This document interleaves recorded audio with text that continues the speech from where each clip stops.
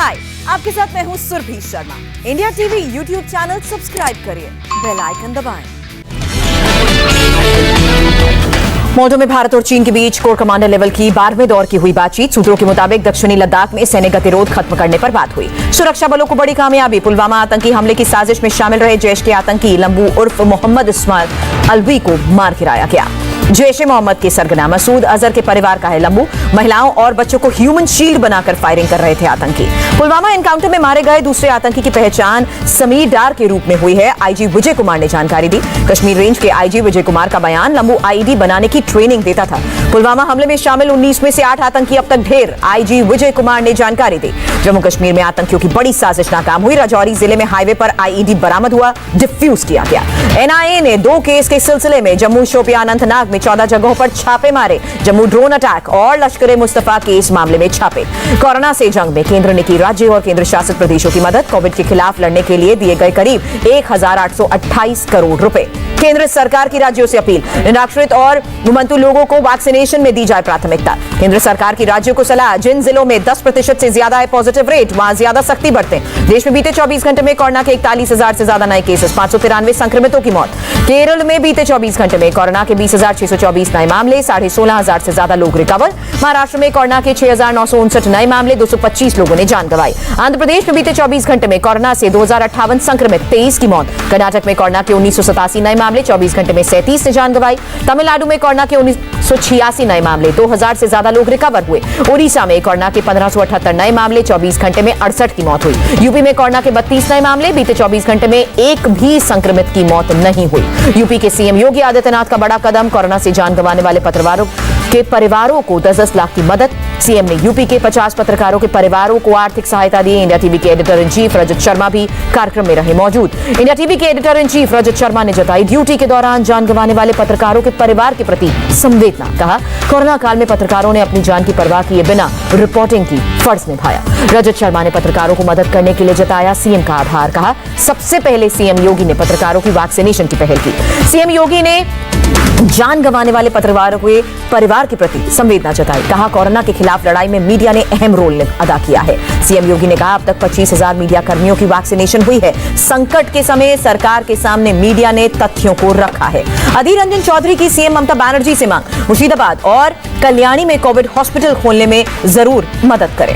कर्नाटक को अगस्त में मिलेगी 1 करोड़ एंटी कोविड वैक्सीन की डोज, सीएम मुंबई ने जानकारी दी। केरल के कासरगोड में वैक्सीनेशन सेंटर पर जमकर मारपीट हुई, कई लोग घायल हुए। मुंबई में एंटी कोविड टीका लगवाने के लिए लोगों को करना पड़ रहा है घंटों इंतजार। वैक्सीनेशन की कमी से हो रही है परेशानी। दिल्ली में कोरोना वैक्सीन की 1 करोड़ डोज लोगों को दी जा चुकी है। 26 लाख लोगों को लग चुकी है दोनों डोज। छत्तीसगढ़ के दुर्ग में एक वैक्सीनेशन सेंटर पर उमड़ी भीड़, सोशल डिस्टेंसिंग का पालन करना लोग भूले। भुवनेश्वर में 31 जुलाई से पहले के टीकाकरण का लक्ष्य पूरा हुआ। 55 टीका केंद्रों पर हमेशा टीका लगता रहा। आरजेडी नेता तेजस्वी यादव की अपील, कोरोना वैक्सीन के खिलाफ दुष्प्रचार पर ध्यान न दें, टीका आपके बचाव के लिए है। पंजाब में 2 अगस्त से पूरे स्कूल खोलने का फैसला, कोविड गाइडलाइंस का पालन जरूर करना होगा। पंजाब सरकार के स्कूल खोलने के फैसले पर बोले कुछ स्टूडेंट, सुरक्षा पहली प्राथमिकता होती है, हमने तो अभी तक टीका भी नहीं लगा है। उत्तराखंड शिक्षा विभाग का आदेश, स्कूलों में साफ सफाई रखना, इस पर विशेष ध्यान देना होगा। 2 तारीख से शुरू होंगी 9वीं से 12वीं तक की पढ़ाई। उत्तराखंड बोर्ड ने जारी किए 10वीं और 12वीं क्लास के रिजल्ट। 10th के 99.9% तो क्लास 12th के 99.56% छात्र पास हुए। यूपी बोर्ड ने भी 10th और 12th के नतीजे घोषित किए। 10th में 99.53% और 12th में 97.88% स्टूडेंट्स पास। कोरोना केसेस बढ़ने के बाद केरल में वीकेंड लॉकडाउन शुरू हुआ। कोची समेत बड़े शहरों में सन्नाटा पसरा। केंद्र की तरफ से केरल पहुंची 6 सदस्यों की टीम कामकाज में जुटी है। कोरोना से ज्यादा संक्रमित इलाकों का दौरा। बंगाल में 50% क्षमता के साथ थिएटर्स और सिनेमाघर खुल रहे हैं। पटना के रेलवे स्टेशन पर उमड़ा जनसैलाब। कोरोना नियमों का उल्लंघन, सोशल डिस्टेंसिंग की भी धज्जियां उड़ी। मलेशिया की राजधानी कोलालमपुर में पीएम मुहिद्दीन यासीन के खिलाफ विरोध प्रदर्शन। कोरोना महामारी को ठीक से हैंडल नहीं करने के आरोप। संसद में गतिरोध की वजह से टैक्स पेयर्स के 133 करोड़ रुपए बर्बाद हुए। 107 घंटे में से सिर्फ 18 घंटे काम हुआ। केंद्रीय मंत्री भूपेंद्र यादव का बयान, संसद में सरकार हर सवाल का जवाब देने के लिए तैयार, लेकिन विपक्षी दल सिर्फ हंगामा करते हैं। भूपेंद्र यादव ने विपक्षी दलों पर निशाना साधा। कहा, संसद में नए मंत्रियों का परिचय न कराने देना संसदीय परंपरा पर धब्बा। कांग्रेस महासचिव प्रियंका गांधी का बयान, संसद में सरकार महंगाई, तेलों की कीमत जैसे मुद्दों पर नहीं करना चाहती है बात। रविवार को यूपी दौरे पर जाएंगे गृह मंत्री Amit Shah. Institute of forensic sciences समेत कई परियोजनाओं का शिलान्यास करेंगे। जनसंख्या नीति को लेकर ओवैसी का योगी पर हमला का पॉपुलेशन कंट्रोल पॉलिसी से नफरत फैलाने की कोशिश। ओवैसी ने कहा यूपी की जनता बीजेपी से तंग आ चुकी है। 2022 में जनता बीजेपी को जवाब देगी।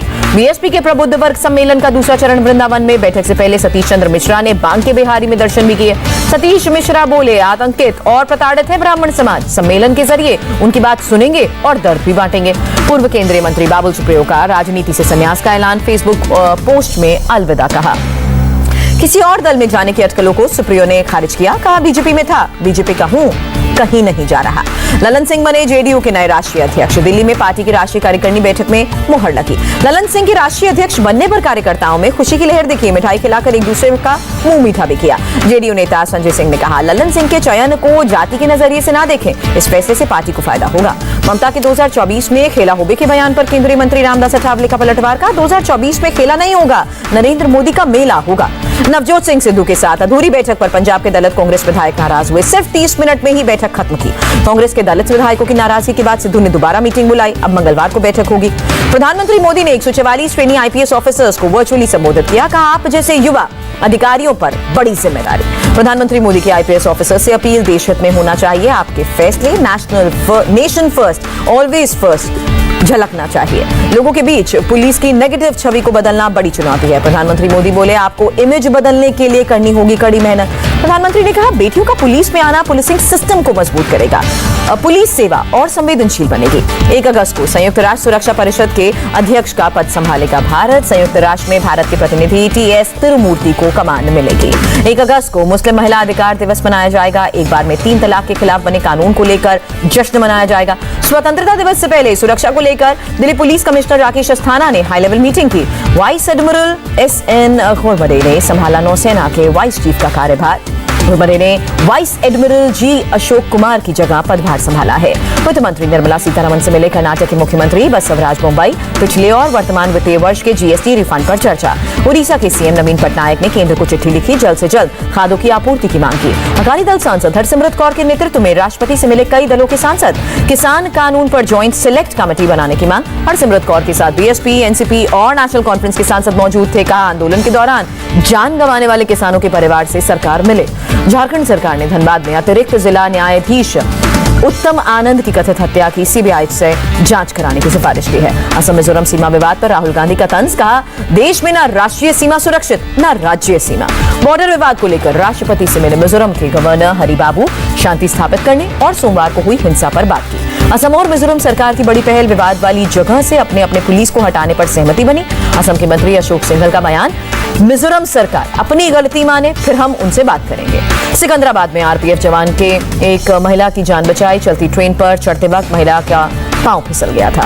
दिल्ली परिवहन निगम को साल 2015 से सालाना 1000 करोड़ रुपए से ज्यादा का हो रहा है घाटा। राज कुंद्रा को बॉम्बे हाईकोर्ट से राहत नहीं। गिरफ्तारी के खिलाफ दायर याचिका पर अब सोमवार को सुनवाई होगी।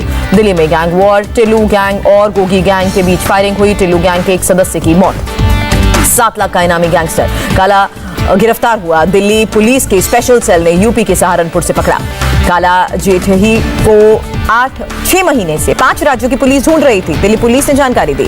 काला को गिरफ्तार करने वाली टीम को दिल्ली पुलिस कमिश्नर ने बधाई दी। 7 लाख रुपए के इनाम की घोषणा भी की। मध्य प्रदेश के भिंड में जेल की बैरक की दीवार के 22 कैदी जख्मी हुए। लाहौल स्पीति में नदी में बहते शख्स को देखकर टूरिस्ट सहम गए। रस्सी के जरिए शख्स की जान बचाई। बिहार के गया में बाढ़ में बहा निर्माणाधीन पुल। बीते 6 साल से पुल बन रहा था। 4 साल से जल जमाव की समस्या से जूझ रहा है गोरखपुर का बरको टोला पोखरा मोहल्ला। बारिश की वजह से वाटर लॉगिंग होती है। कोंकण और दक्षिणी महाराष्ट्र में बाढ़ प्रभावितों की मदद में जुटी है बीजेपी। 1000 साइकिल समेत खाने पीने का सामान भी भेजा। अफगानिस्तान के हेरात राज्य में संयुक्त राष्ट्र दफ्तर पर तालिबान का हमला। दफ्तर पर मुस्तैद एक गार्ड की मौत हुई। अफगान सरकार ने यूएन ऑफिस पर हमले की निंदा की। कहा, तालिबान ने हिंसा का नया रूप ले लिया है। आर्थिक संकट से जूझ रहा क्यूबा को मेक्सिको ने मदद सामग्री भेजी। खाने का सामान, मेडिकल ऑक्सीजन समेत कई जरूरी सामान भेजे गए। इटली के सिसिली में आग का तांडव। आसपास के लोगों को सुरक्षित स्थान पर पहुंचाया गया। टोक्यो ओलंपिक में महिला एकल के सेमीफाइनल मुकाबले में हारी पीवी सिंधु विश्व की नंबर 1 ताई जू हिंग के हाथों सीधे गेंद में हार मिली। भारतीय मुक्केबाज पूजा रानी को भी हार मिली। क्वार्टर फाइनल में चीन की ली कियान से 0-5 से हारी। डिस्कस थ्रो में कमलप्रीत कौर ने दम दिखाया। तीसरे प्रयास में 64 मीटर की थ्रो के साथ फाइनल में जगह बनाई। 52 किलो वर्ग में वर्ल्ड नंबर 1 अमित पंघाल की करारी हार। कोलंबिया के ओलंपिक सिल्वर पदक विजेता से 1-4 से हारे। ओलंपिक में आयरलैंड की हार से खुली भारतीय महिला हॉकी टीम की किस्मत, क्वार्टर फाइनल में पहुंची टीम। दिल्ली लौटी मैरी कॉम, कहा बिना मेडल वापस लौटना बुरा लग रहा है, मैं देशवासियों से माफी मांगती हूं। और जम्मू कश्मीर के गवर्नर से मिले आमिर खान और प्रोड्यूसर किरण राव, नई फिल्म पॉलिसी पर चर्चा। हाय, आई एम सुरभि शर्मा। खबरों से अपडेट रहने के लिए India TV YouTube channel subscribe करिए, साथ में बेल आइकन जरूर दबाएं। जुड़े रहें इंडिया टीवी के साथ।